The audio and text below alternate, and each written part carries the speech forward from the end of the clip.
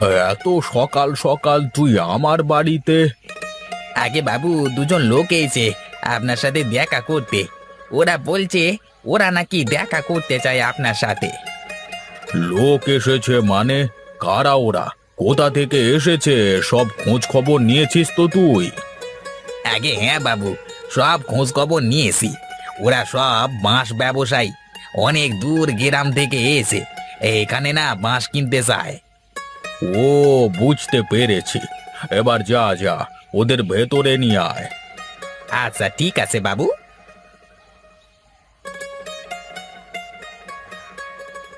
এই যে দাদারা, আপনারা ভেতরে আসুন, আসুন আসুন, ভেতরে আসুন। আসুন আসুন, আপনারা ভেতরে এসে বসুন। তা বলুন দেখি, আপনারা কি মনে করে আমার শরণাপন্ন হয়েছেন?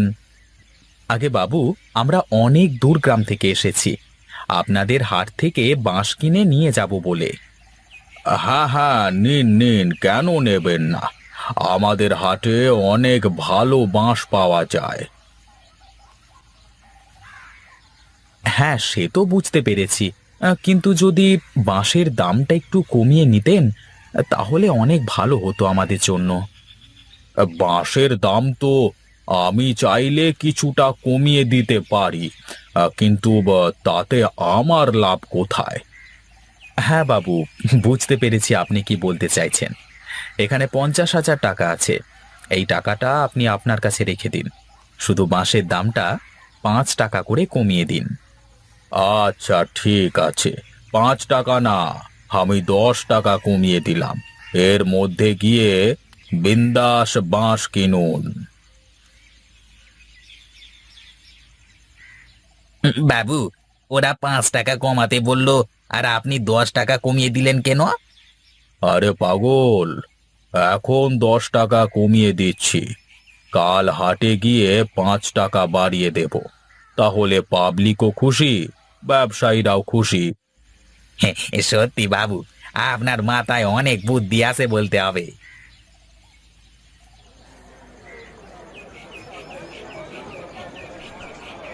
কি ব্যাপার নগেন, বাজারের কেনা বেচা সব কেমন চলছে দেখলি? হ্যাঁ, বাবু, গ্রামের মানুষদের মধ্যে দেখি একটু গ্যাঞ্জাম চলছে। কেন কেন? গ্যাঞ্জাম আবার কি নিয়ে চলছে রে? হ্যাঁ, হঠাৎ করে বাঁশের দাম রাতারাতি 10 টাকা কমে গেল, তাই তো লোকজনের মাথা খারাপ হবে। হ্যাঁ, বুঝতে পেরেছি। এখন সময় হয়েছে মোক্ষম অস্ত্র চালাবার। যা, ব্যবসায়ীদের ডেকে নিয়ে আয় আগে। আচ্ছা ঠিক আছে জমিদার বাবু, আমি তাই যাচ্ছি।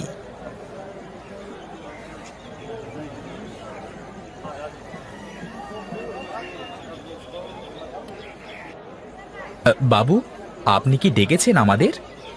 হ্যাঁ, আপনারা বলেছিলেন মালের দাম 5 টাকা কমাতে, কিন্তু আমি 10 টাকা কমিয়ে দিয়েছিলাম। এখন পাবলিক বড় তেতে গেছে। হ্যাঁ, তো আপনারা মালের দাম 5 টাকা বাড়িয়ে তারপরে কিনুন। আচ্ছা, এই ব্যাপার, ঠিক আছে, কোনো সমস্যা নেই, আমরা 5 টাকা বাড়িয়ে দিচ্ছি। কিরে, কি বুঝলি নগেন?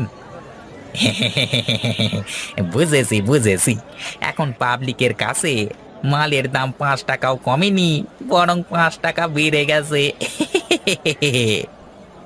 যাক, তাহলে বুঝতে পেরেছিস তুই। চল চল, বাড়িতে যেতে হবে তো, চল। হ্যাঁ হ্যাঁ বাবু, চলুন চলুন।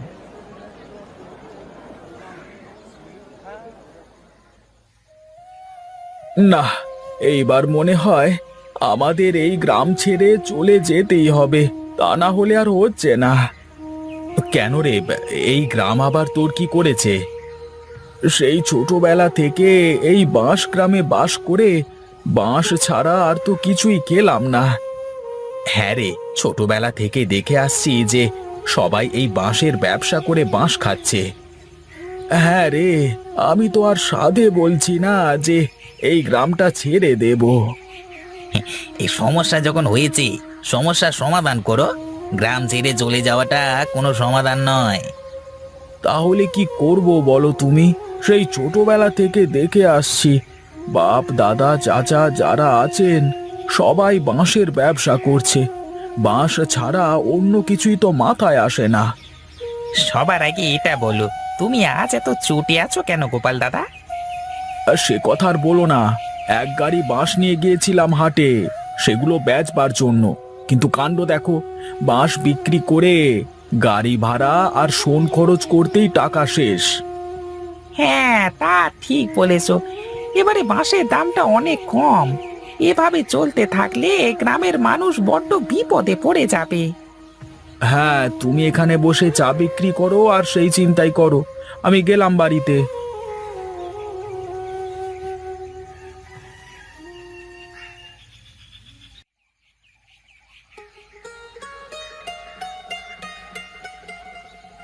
মিনু, মা মিনু, কোথায় তুই? এইদিকে আয় তো মা, আমাকে এক গ্লাস পানি দিয়ে যা। এই নাও বাবা, গরম গরম পকোড়া খাও। এখন আবার পকোড়া কে বানালো রে মা? আমি বানিয়েছি বাবা। এর আগের মাসে আমি শহরে ফুপুদের বাড়িতে বেড়াতে গিয়েছিলাম না, আমি সেখান থেকে এই পকোড়া বানানো শিখে এসেছি। খেয়ে বলো তো কেমন হয়েছে। হ্যাঁ হ্যাঁ, দেখি আমার মা কেমন পকোড়া বানালো।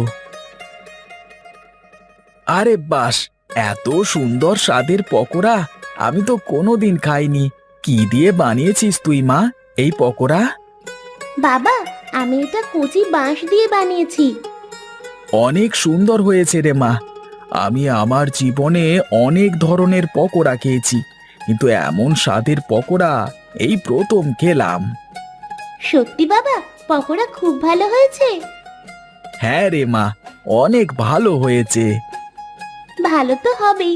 ফুপিদের বাড়ির পাশে বাঁশের পকোড়ার একটা দোকান আছে, সেখানকার পকোড়া খাওয়ার জন্য মানুষ লাইন দিয়ে দাঁড়িয়ে থাকে। তুই কিন্তু একটা ভালো বুদ্ধি দিয়েছিস রে মা। একটা কাজ করলে খুবই ভালো হবে। অনেকদিন ধরে ভাবছি কি করব। বাঁশের ব্যবসাতে আর কোনো লাভ হচ্ছে না তো। এক কাজ কর মা, আমাকে এই পকোড়া বানানো শিখিয়ে দে, আমি বাজারে পকোড়ার দোকান দেব। আচ্ছা বাবা, আমি শিখিয়ে দেব তোমাকে। আচ্ছা আচ্ছা, বেশ বেশ। কে যান গরম গরম পকোড়া, কে যান সুস্বাদু পকোড়া, কে যান।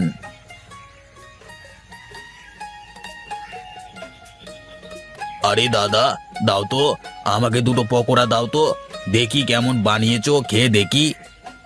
হ্যাঁ হ্যাঁ দাদা, এই নাও এই নাও। আরে বাস, দাদা তোমার পকোড়া তো সেই স্বাদ গো। তা কি দিয়ে বানিয়েছো এমন পকোড়া? সে কথা আর বলছি না দাদা, এটা চরম গোপনীয়। কিভাবে বানাচ্ছি সেটা বলে দিলে তো আর আমার ব্যবসা থাকবে না দাদা। আরে তো এমনিতেই বললাম, কি দিয়ে বানাচ্ছ, কিভাবে বানাচ্ছ এইসব আমার দেখবার দরকার নেই। হ্যাঁ, তুমি এক কাজ করো গো, আমাকে আরো 10টা পকোড়া দাও, বাড়িতে নিয়ে যাই, সবাই মিলে খাবে। হ্যাঁ হ্যাঁ দাদা, এই নাও। তা তোমার কত টাকা হয়েছে দাদা? 60 টাকা দাদা। আচ্ছা ঠিক আছে, এই নাও টাকা।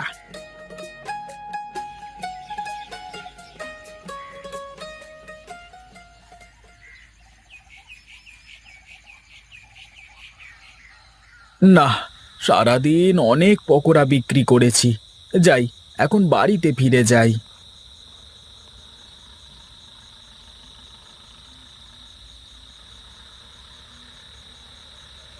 রামু, দেখ তো বাবা, তোর দোকানে আমার ক টাকা বাকি রয়েছে, আজ হিসেবের খাতাটা বন্ধ করে দিই। তার মানে দোকানে বসে বসে যে খবরগুলো শুনলাম, তা কি সত্যি গোপাল দাদা? কেন রে হরি, তোকে আবার কে কি বললো? আরে দাদা, এসব খবর কি আর চাপা থাকে নাকি? বাতাসের আগে এসব খবর ছড়ায়। আরে কি খবর ছড়ায় সেটা তো বলবি, শুধু খবর ছড়ায় বলি যাচ্ছিস। তোমার পকোড়ার ব্যবসা নাকি বাজারে একদম জমে উঠেছে, খদ্দের নাকি লাইন ধরে পকোড়া খাচ্ছে তোমার দোকান থেকে। হ্যাঁ রে রামু, তা তুই একদম খারাপ কিছু বলিসনি। ভাবতেই পারিনি যে প্রথম দিনে দোকানে এত লোকের ভিড় জমে যাবে। তা কিসের চপ বানাচ্ছ গো গোপাল দাদা তুমি? আমাকে বলো তো শুনি। না দাদা, সেটা আর না। শোনো, এটা হলো আমার সিক্রেট। হ্যাঁ দাদা, আমি যদি আমার ব্যবসার সিক্রেট সবার কাছে বলে বেড়াই তাহলে তো আর আমার ব্যবসা থাকবে না। তুই দেখ তো তোর কত টাকা হয়েছে। এই তোমার 330 টাকা হয়েছে দাদা। এই নে তোর টাকা। আমি চলি, অনেক রাত হয়ে গেছে, মেয়েটা বাড়িতে একা আছে। হ্যাঁ, আমি তো তোর এই চপের রহস্য উদ্ধার করেই ছাড়বো গোপাল। আজ রাতে আমি তোর বাড়িতে গিয়ে দেখে আসবো কি করে তুই এই পকোড়া বানাস। হে হে হে হে হে হে হে হে হে।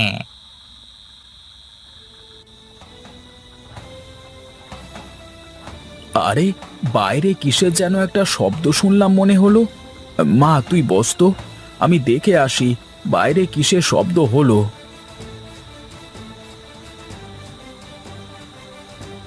বুঝতে পেরেছি, কেউ হয়তোবা আমার বাড়িতে লুকিয়ে লুকিয়ে আমার পকোড়ার রেসিপি উদ্ধার করতে এসেছে। দাঁড়া, দেখাচ্ছি মজা।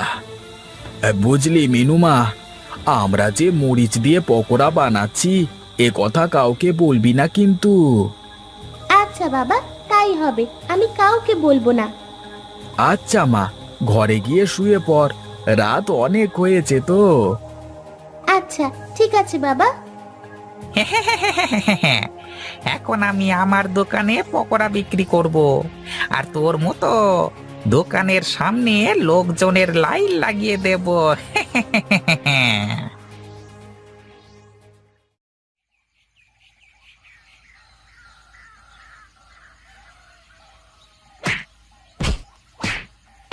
আরে আরে আরে, কে কাকে পেটাচ্ছে মনে হচ্ছে।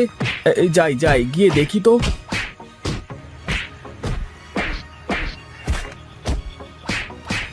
আরে দাদা, করছো কি, ছাড়ো ছাড়ো, আর মারলে বেচারা মরে যাবে, ছেড়ে দাও বেচারাকে। কি গো ভাই, তোমরা সবাই মিলে এই নিরীহ বেচারাকে মারছো কেন এভাবে? নিরীহ বেচারা? সালা অসারে মেরে দিয়ে চলে যাবে, মারবো না তো কি করব? এই বদমাইশটা আমাদের কাঁচা মরিচের পকোড়া খাইয়েছে জানো। এর জন্যই তো বলে যেমন কর্ম তেমন ফল। পেটাও তোমরা পেটাও বেটাকে, আমি চললাম।